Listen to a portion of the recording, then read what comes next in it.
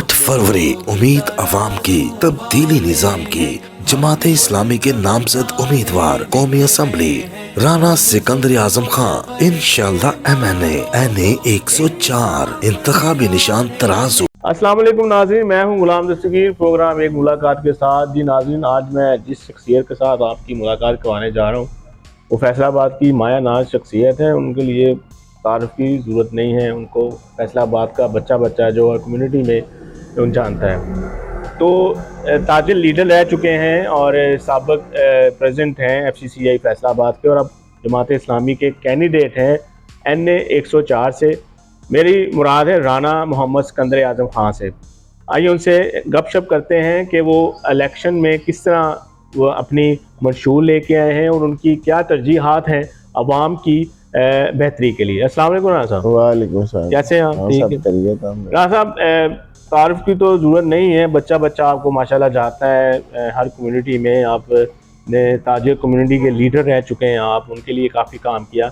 तो हम फोकस यही करेंगे कि जिस तरह जमात इस्लामी ने आपको इत्माद किया आप पर और NA 104 का टिकट दिया है यहाँ पे MNA के लिए, तो क्या कहेंगे इस बारे में आप? जी बिस्मिल्लाहिर्रहमानिर्रहीम, बहुत शुक्रिया सबसे पहले तो आपका। दूसरा है कि जमात इस्लामी एक तो पाकिस्तान लेवल पे जो काम करना चाह रही है और इलेक्शन कंटेस्ट क्यों कर रही है, इस इलेक्शन में ही जमात इस्लामी ने क्यों फ़ैसला किया कि हम अलग से अपने सिंबल पे इलेक्शन लड़ें और इत्तेहादी सियासत से निकलें। जमात इस्लामी 1970 में जो इलेक्शन हुए, पहले इलेक्शन जो फ्री एंड फेयर इलेक्शन जिन्हें कहा जाता है, तो उसमें सेकंड लार्जेस्ट पार्टी थी मगरबी पाकिस्तान में। वहाँ मुजीबुर रहमान जीत गए और लेकिन जो अपोजिशन की पार्टी बनी और जिसने सबसे ज़्यादा वोट लिए वो जमात इस्लामी थी। इसी तरह मगरबी पाकिस्तान में था, लेकिन अनफॉर्चुनेटली ये एक बदकिस्मती है कि उसके बाद हुआ ये कि जमात इस्लामी जो है वो एक टाइम में जो इलेक्शन हुए 77 के वो मतनाज़ा इलेक्शन हो गए और उसके बाद मार्शल लॉ लग गया। फिर 85 में जो इलेक्शन हुए वो गैर जमाती थे, उससे भी जमातों का शराजा बिखरा और लोग जो हैं वो जमातों से निकल के इंडिपेंडेंट और फिर वे एक किंग पार्टी बना दी गई।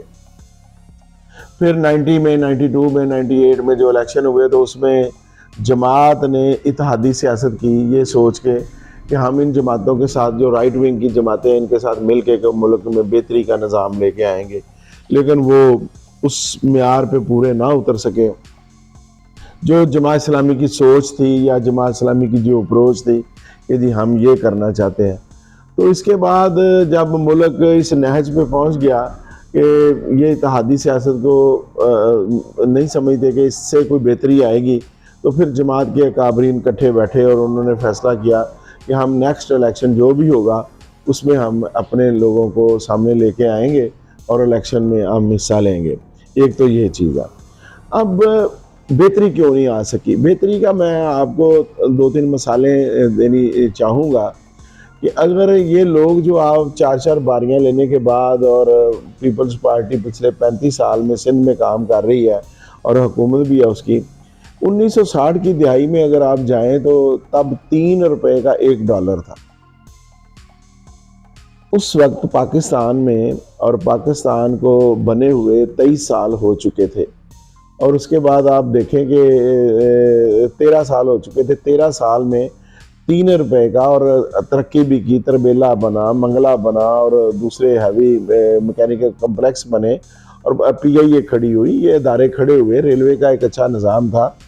लेकिन उसके बाद जो 70 की दिहाई आई उसमें आप देखें कि ये जंपिंग शुरू हुई डॉलर्स की और कर्ज़ों की इब्तदा शुरू हुई। हमारे मुल्क वही मुल्क था जिसने जर्मनी को $8,000 जो है वो कर्ज दिया था, और फिर वो मुल्क बनना शुरू हुआ जिसमें हम कर्ज़ों की दलदल में फंसना शुरू हो गए। तो अब ये जितने अदवार हैं जो गनवाते हैं जी कि हमने इस मुल्क को बहुत बेहतर किया, हमने ये किया, हमने इस मुल्क की मईशत को बेहतर किया। भाई, आपने अगर मुल्क की मईशत को बेहतर किया होता, आप की जो भी पॉलिसीज़ थी अगर वो बेहतर होती तो उसका इम्पैक्ट हमारी इस माशरे पे नज़र आना चाहिए था। कि वो डॉलर जो 3 रुपए का था वो 1 रुपए का हो जाता, वो मसावी हो जाता, बराबर हो जाता। हम कहते जी कि इन आने वालों ने बेहतरी दिखाई है। उस डॉलर को तो ये ले गए हैं 3 रुपए से 300 रुपए पे। बिल्कुल। अब मुझे बताएं तरक्की हुई या क्या हुआ। इसी तरह जो हमारी तनज़ली है, ये तनज़ली के मैं 3 आपको बिल्कुल सही कह रहे हैं। पैरामीटर्स बता रहा हूँ, इस पे आपने गेज करना है कि कहाँ पे हम खड़े हैं। आगे आ जाएं कि आपकी जो अदालती निज़ाम है, ये अदारा जाती, मैं कह रहा हूँ कि अगर अदारे अगर इस्टेब्लिश करते और अदारों को अगर ये बनाते तो फिर अदारे कहाँ पे खड़े होते। 136 इंसाफ के निज़ाम है पूरी दुनिया में, उसमें हमारा नंबर है 134। अब यहाँ पे लगा लें तनज़ली में 134, टॉप में नहीं, एंड पे नीचे से हम 134 नंबर पे हैं। इसी तरह हमारा पासपोर्ट आ जाए, पासपोर्ट 60 की दिहाई में ये हालत थी कि आपने अगर इंग्लैंड यूरोप जाना है तो आपके पास पासपोर्ट था, और आप जब एयरपोर्ट पे उतरते थे वहां पे आपको एंट्री वीजा मिल जाता था। आज आप लाख जतन कर लें, आपके बच्चों को वो रिफ्यूज कर देते हैं, रिजेक्ट कर देते हैं। ये आपने किया, और हमसे कमजोर तरीन पासपोर्ट में से अब 2 रह गए हैं, और अफ्रीकी मुल्क है वो भी। तो शायद अगर यही लोग रहे तो ये 2 उनके बाद सिर्फ हमारा नंबर ही आएगा।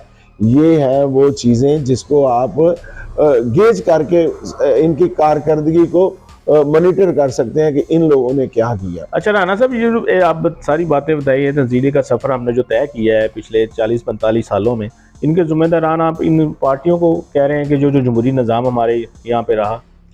देखिए, जमहूरियत में तो अवाम की राय को अहमियत दी जाती है।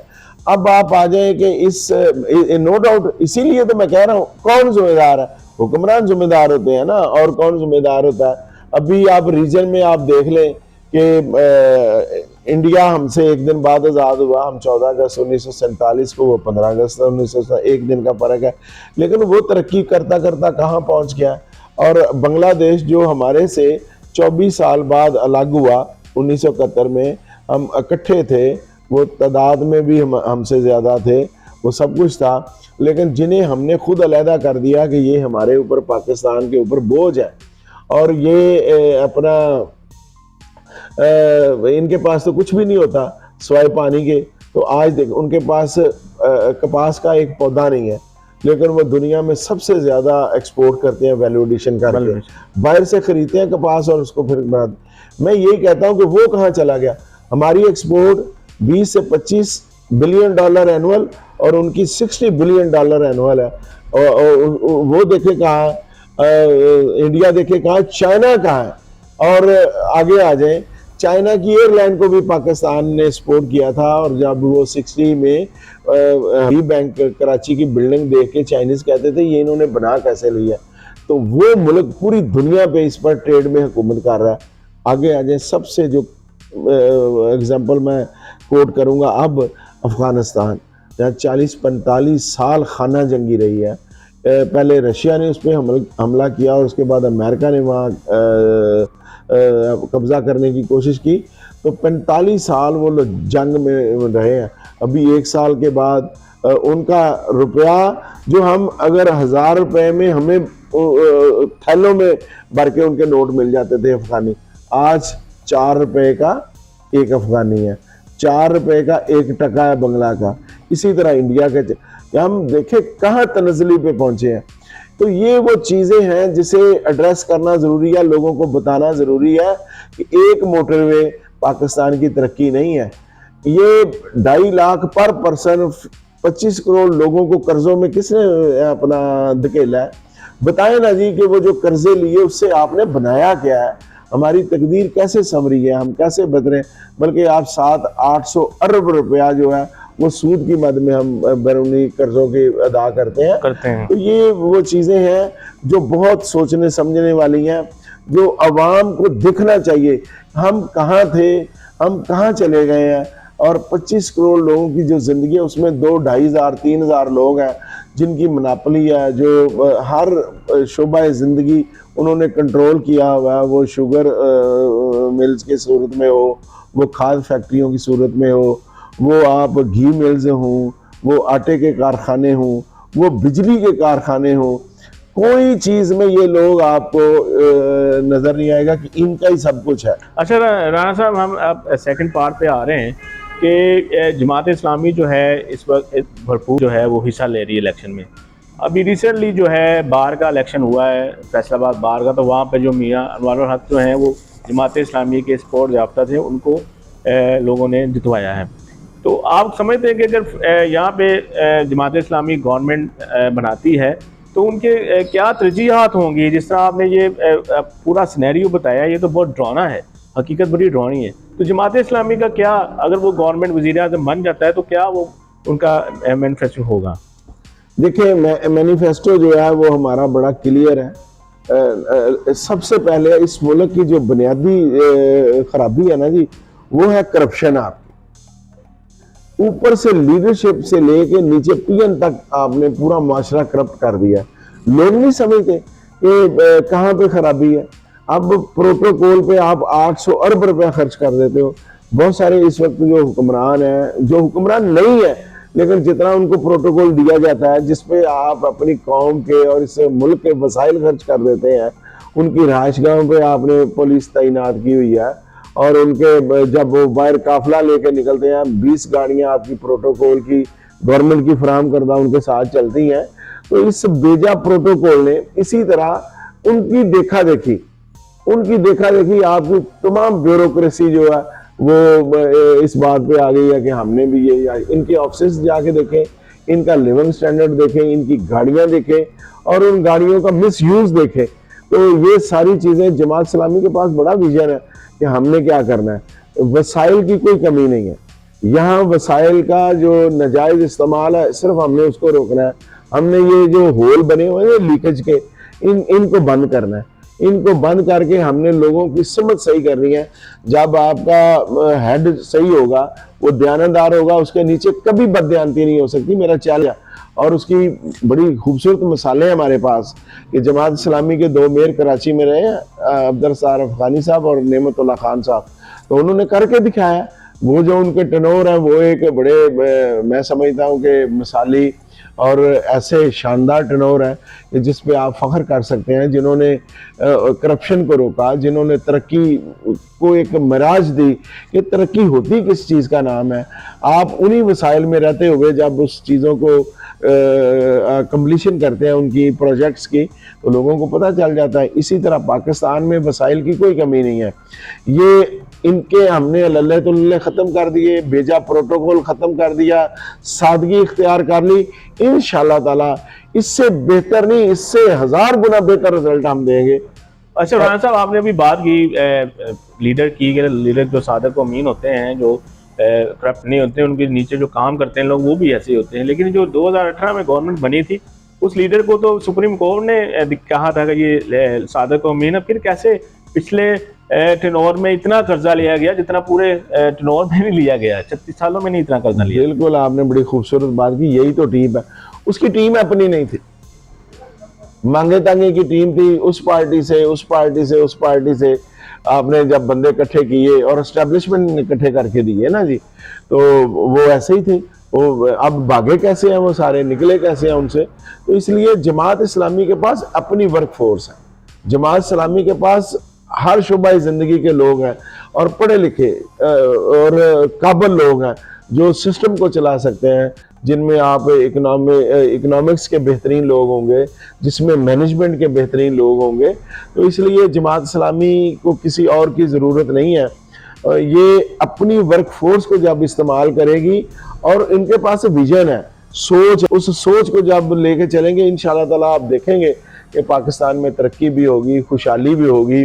और असल में आपको मैं बताता हूँ, मिसाल ऐसे देता हूँ कि ये जो आप एग्रीमेंट ऐसे किए जाते हैं तो जो मुल्क को तबाही की तरफ ले जाते हैं। मसलन ये IPPs जो इंडिपेंडेंट पावर प्रोड्यूसर, इन्होंने जो बिजली घरों के साथ एग्रीमेंट किए, मंगला और तरबेला की बिजली 2 रुपए यूनिट में आज भी कास्ट करती है, 2 रुपए यूनिट में। मैं रंदा रिवर आपने टर्बाइन्स लगाई हुई हैं, एक बार बना वो अब पानी उनको घुमा रहा और बिजली बन बिजली रही बन है, रही है। उस पे कोई आपका फ्यूल कास्ट नहीं आती। तो ये इन्होंने वही ₹2 वाली बिजली हमें ₹70 यूनिट पे देते हैं, ₹50 यूनिट पे देते हैं। तो ये कभी सोचा है कि क्यों देते हैं? इन्होंने ये जो पावर स्टेशन अपने लगाए, बिजली घर लगाए, उनके गवर्नमेंट के साथ, गवर्नमेंट में खुद, अब देखो ये बदकिस्मती है, आवाम को समझने के लिए बहुत जरूरी है। आप गवर्नमेंट हो, मैं खुद गवर्नमेंट का हिस्सा हूं, इधर असेंबली में भी मैं बैठा हूं, तो इधर मैं खुद ही अपना कारखाना लगाना चाह रहा हूं। अब दोनों, यानी दो बंदों का एक रोका, वो यकजान दो कालम जो कहते हैं ना जी, एग्रीमेंट खुद ही कर रहे हैं, लेने वाला और देने वाला दोनों एग्रीमेंट खुद कर रहे हैं कि जी हमने एक तो जो कैपेसिटी चार्जेस हैं वो लेंगे कि अगर मैंने 300 मेगावाट का बिजली घर लगाया, आप भले मुझसे बिजली बनवाएं ना बनाएं, बंद रखें, 20% पे चलवाएं कैपेसिटी पे, 50% पे चलाएं, लेकिन मैंने पेमेंट जो है वो 100% की लेनी है 300 मेगावाट की। एक चीज। दूसरा, उन्होंने जो और ज्यादा इसमें बदयांती की वो है कि इन्होंने एग्रीमेंट किया कि इसकी अदायगी जो है डॉलर्स में होगी। देखो कि डॉलर को कहां लेके गए हैं, अब उसकी अदायगी जो है डॉलर पे। 30 साल पहले यार जो बिजली घर बना था उसकी कास्ट क्या होगी, आज उसकी जो पेमेंट ली जा रही है वो आपको इस रेट से, इस डॉलर पे लेके ली जा रही है। ये वो चीज़ें हैं जिसने इस मुल्क के ख़जाने को खाली किया।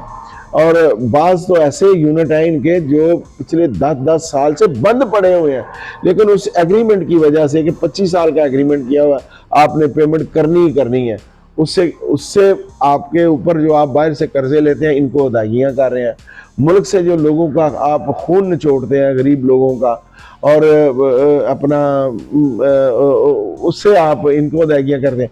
एक चीज़ और कहते हैं जी, कोई कहता है मैं 300 यूनिट फ्री दे दूंगा, कोई मैं कहता है 200 यूनिट फ्री। भाई क्या जरूरत, आप कौम को बकारी क्यों बनाना चाहते हैं? आप क्यों ये लॉलीपॉप देते हैं और झूठ बोलते हैं? आप बिजली सस्ती कर दो, उनमें खुददारी, कौम में खुददारी यूटिलाइज करें इसको। सब। मैं कहता हूँ जी, आप देखें ना जी, बजाय आप ₹50 यूनिट के, जब ₹2 कास्ट करता है, आप ₹5 यूनिट रखें, जितनी वो यूज करेगा उसकी पेमेंट दे देगा। मसला ये नहीं है कि आप सब्सिडाइज करें, मसला ये नहीं है कि आप कौम को बकारी बना दें कि आपने बेनजीर इनकम स्कोर पे। आप देखें बांग्लादेश की खवातीन वो स्किल्ड होके अपने कारखानों में काम करती हैं, हमने उन्हीं खवातीन को बजाय इसके कि स्किल दें, उनको हमने लगा दिया है कि आपने 12,000 रुपया लेना है, 3,000 रुपया लेना है, लाइनों में लगना है, भिजत होना है, आटा फ्री देना है, तो पूरे का पूरा शहर जो है वो बाहर सड़कों पे आ जाता है। भाई आप गुर्बत खत्म करो, आप गरीबों को देखो ना, साल के बाद आटा देना एक बोरा, अब 364 दिन उसने कहां से गुजारा करना है? आप उनके लिविंग स्टैंडर्ड को आप करो, आप उनको रोजगार दो, आप उनको इनकम के जराए पैदा करके दो, जिससे वो लोगों का अच्छा राना साहब, मैं अब आखिरी मरहले की तरफ आऊँगा। ये जमात का और आपका यहाँ पे ये मंशूर जो है मेरे पास पड़ा है, तो एक तो जमात को एतमाद किया और आपको यहाँ पे टिकट दिया इस इलाके की खुशहाली के लिए और इस इलाके को बेहतर करने के लिए, तो ये सारा मंशूर मेरे पास यहाँ पे पड़ा है। तो मेरे चैनल के अफसर से आप क्या पैगाम देना चाहेंगे कि आप इलाके में जो है आप इंशाल्लाह जीतते हैं, तो क्या यहाँ पे तब्दीलियाँ लाएंगे और क्या इस मंशूर को जो आपने साथ मिल के जमात इस्लामी के खुद बनाया है, आपने बताया मुझे, तो इस पे अमल दरामद होगा? तो ये मेरे चैनल में जरा इनको जरा नाज़रीन को बता जी।